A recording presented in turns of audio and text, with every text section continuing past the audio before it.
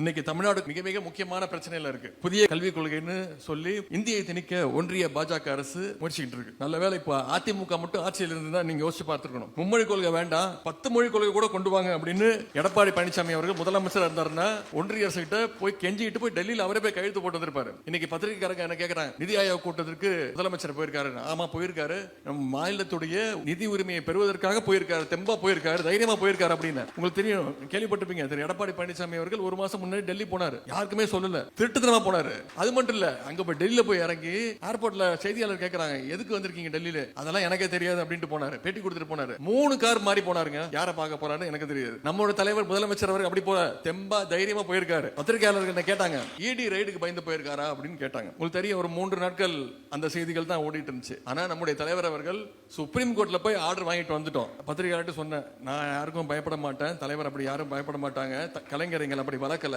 திமுகங்கிற இயக்கம் சுயமரியாதை இயக்கம், ஈடிக்கும் பயப்பட மாட்டோம், மோடிக்கும் பயப்பட மாட்டோம், தப்பு பண்ண வந்தா பயப்படணும், எனக்கு மனசுல எந்த தப்பும் கிடையாது, யாரா இருந்தாலும் ஃபேஸ் பண்றதுக்கு தயார், சட்டப்படி எதையா இருந்தாலும் எதிர்கொள்ள தயார். என்ன இங்க நடந்து கொண்டிருப்பது, நம்முடைய தலைவர் தலைமையிலான முத்துவேல் கருணாநிதி ஸ்டாலின் தலைமையிலான ஒரு திராவிட மாடல் ஆட்சி.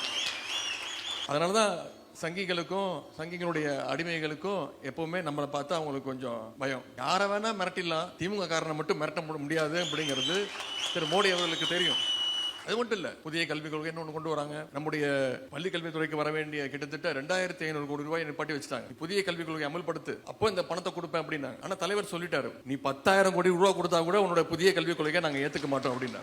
அதற்கான காரணங்களை நீங்க தெரிஞ்சுக்கணும். கழகத்துடைய கொள்கைகள் கோர் என்ன, அதெல்லாம் நீங்க போக போக நீங்க எல்லாம் தெரிஞ்சுக்கணும். அதற்காகத்தான் இந்த ஒரு அறிமுக கூட்டத்தை முதல் ஸ்டெப்பா எடுத்து வச்சிருக்கிறோம். எனவே சென்ற நாடாளுமன்ற தேர்தலும் சரி, சென்ற சட்டமன்ற தேர்தலையும் போது சரி, தமிழ்நாடு முழுக்க பிரச்சாரம் போனேன். அப்ப நாடாளுமன்ற தேர்தலின் போது பிரச்சாரத்தின் போது நான் சொன்னேன், வர்ற நாடாளுமன்ற தேர்தலில் நிச்சயம் மிகப்பெரிய வெற்றியை பெறுவோம், அதற்கு இளைஞரணி தம்பிமார்கள் களத்தில் இறங்கி அந்த பணியை செய்து முடிப்பார்கள் அப்படின்னு நான் சொன்னேன். இப்போ அதே தைரியத்தோடு சொல்றேன், வருகின்ற சட்டமன்ற தேர்தல் நம்முடைய தலைவர் அவர்கள் 2வது முறையாக முதலமைச்சராக உட்காரணும்னா இளைஞரணி தம்பிமார்கள் நீங்க களத்தில் இறங்கி உங்களுடைய பணியை, நம்முடைய ஆட்சியினுடைய சாதனைகளை, திமுக மட்டும் ஆட்சிக்கு மீண்டும் வரலன்னா, மீண்டும் அதிமுக ஆட்சிக்கு வந்ததுன்னா தமிழ்நாட்டுடைய உரிமைகள் மீண்டும் எப்படி போன 10 வருஷத்துல எல்லா உரிமையை விட்டு கொடுத்தாங்களோ அதே மாதிரி ஒரு நிலைமை மீண்டும் ஏற்படக்கூடாது. தமிழ்நாடு இன்னைக்கு அனைத்து துறைகளையும் தலைநிமிர்ந்து நடக்குது. விளையாட்டு துறையில நம்பர் 1 இடத்தை நோக்கி போயாச்சு, தொழில் துறையில நம்பர் 1 இடத்தை நோக்கி போயாச்சு. மாநிலங்களுடைய பட்டியல் எடுத்து பாத்தீங்கன்னா தரவரிசையில இந்தியாவிலேயே கிட்டத்தட்ட எல்லா துறையிலையும் நம்பர் 1 மாநிலமா இன்னைக்கு தமிழ்நாடு உயர்ந்திருக்குன்னா அதற்கு நம்முடைய முதலமைச்சருடைய திட்டங்கள், கொண்டு வந்திருக்க திட்டங்கள், அந்த திட்டங்களை எல்லாம் நீங்க புரிஞ்சுக்கோங்க. அதை தெரிஞ்சுக்கிட்டு அதை மக்கள்கிட்ட கொண்டு போய் சேருங்க, மக்களோடு நெருங்கிய தொடர்புல இருங்க. அதுதான் மிக மிக முக்கியம். அவங்க வைக்கிற கோரிக்கைகளை கேட்டு அதை உங்களால செய்ய முடிஞ்சா நீங்களே செஞ்சு கொடுத்துருங்க. இல்லனா உங்களுடைய பகுதியில் இருக்கக்கூடிய ஒன்றிய செயலாளரோ, நகர செயலாளரோ, பேரூர் செயலாளரோ, இல்ல உங்க அமைச்சரையோ, மாவட்ட செயலாளரையோ பார்த்து செய்ய கொடுக்க முடிஞ்சா மக்கள் பிரதிநிதியை பார்த்து அதை செய்ய கொடுக்க முயற்சி செய்யுங்க. நிச்சயமாக மக்கள்கிட்ட நம்முடைய முதலமைச்சர் தமிழ்நாட்டு மக்களுக்கு தெளிவாக தெரியும், மக்களுக்கு யார் நல்லது பண்ணுவா அவங்கள தான் தேர்ந்தெடுப்பாங்க. அது நம்முடைய தலைவர் தான் அப்படிங்கிறது ஆணித்தரமான ஒரு விஷயம்.